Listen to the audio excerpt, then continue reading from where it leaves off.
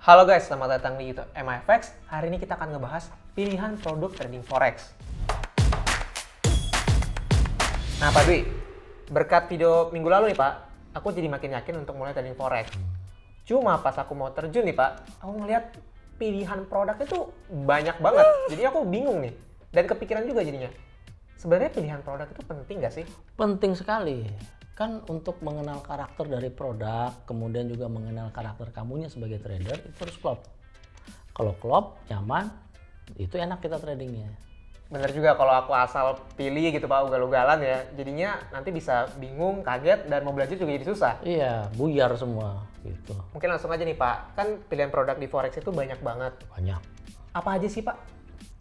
Currency pairs produknya, satu currency pairs, kemudian kedua ada yang disebut dengan commodity, yang ketiga disebut dengan stock index, yang keempat disebut dengan energi.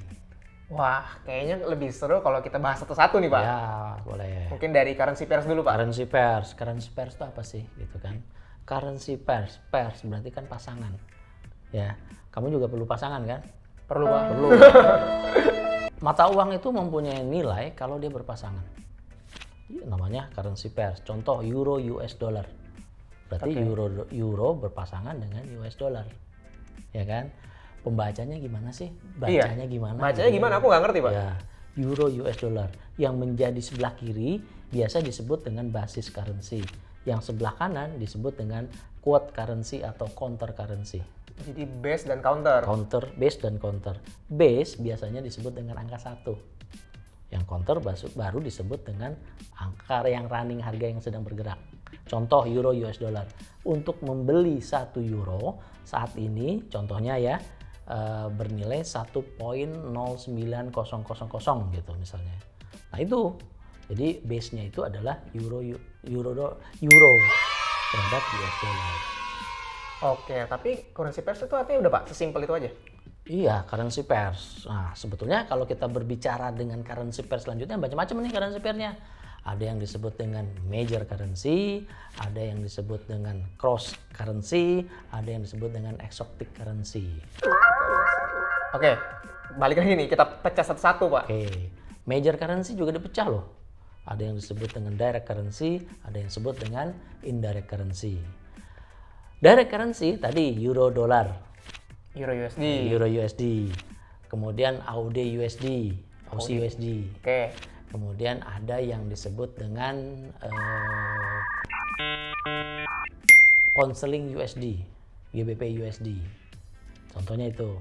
Kemudian kalau indirect currency, dolar JPY, US dollar JPY, US dollar Canadian, US dollar Swiss.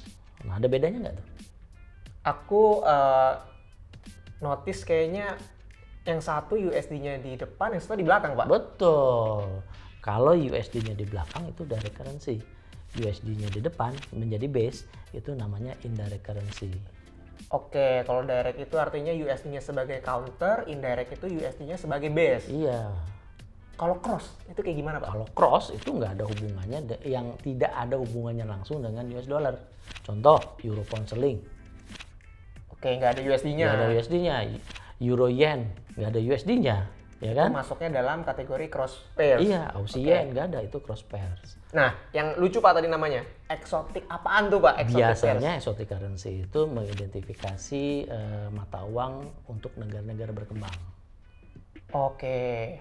Artinya kalau ngomongin currency pairs itu tuh Pak ya, Iya. perbedaannya. Mungkin langsung aja kita lanjut Pak. Komoditi itu apaan sih? Komoditi yang dimaksud komoditi di kita adalah hard commodity. Biasanya emas, silver. Oke, itu biasa lambangnya apa tuh Pak? Emas SAUUSD, silver SAG USD. Oh, artinya masih punya counternya itu USD. USD di belakangnya kan, base-nya ya emas itu sendiri gitu, atau silver itu sendiri. Kemudian ada lagi yang disebut dengan energi. Energi itu biasanya itu oil WTI, oil Brent dan lain-lain. Oil, minyak mentah. Oh, kalau energi itu artinya sumber daya energi Pak ya? Iya, itu oil juga. Base-nya oil, belakangnya USD. Kemudian gas dan seperti itulah, ya kan? Oke, terus terakhir nih Pak, yang tadi indeks saham.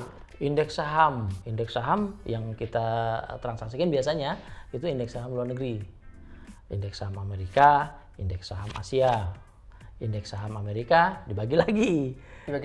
Dow Jones, S&P, dan Nasdaq. Oke, itu beda-bedanya apa tuh Pak? Dow Jones biasanya campuran, industrial. S&P juga campuran. Nah, biasanya yang sering dipakai itu adalah yang sering ditransaksikan selain Dow Jones, Nasdaq.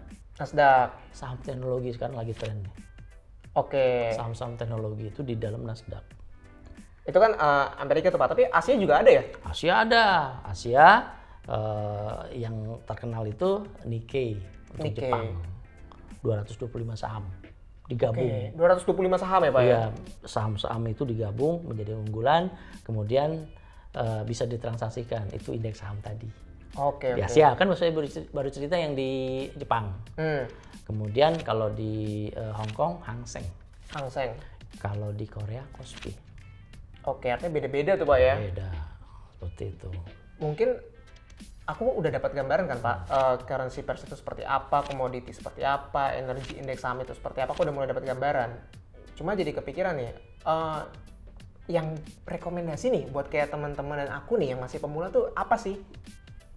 Biasanya untuk pemula dia lebih suka transaksi yang stabil nih mata uangnya, volatilitasnya stabil. Bener Pak, aku juga kayak gitu tuh. Ya kan?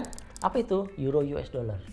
Kenapa Euro US dollar stabil? Alasannya karena Euro US dollar itu mempunyai kontribusi terbesar untuk pergerakan mata uang, sehingga volatilitasnya stabil.